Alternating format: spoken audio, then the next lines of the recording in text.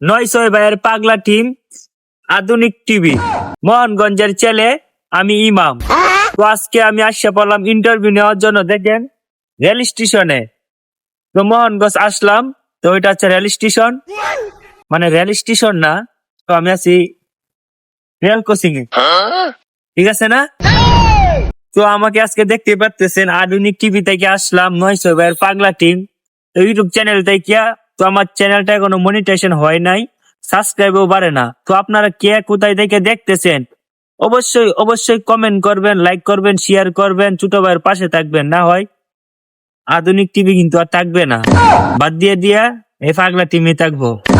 তো আসেন আজকে আমি ট্রাই করব ওই ইট গুলো ভাঙতে পারি কিনা, তো দেখা যাক। সর্বনাশ, এটা যে শক্ত, এটা ফালাইলে ভাঙ্গা যাইবো। দেখেন আমার পিছে কিন্তু মাইক্রোফোন, ভাইরাল ভাইরাল লুক আছে, মানে কাগজ, বুঝছেন? ইন্টারভিউ নিব তো, মানুষ পাইতেছি না।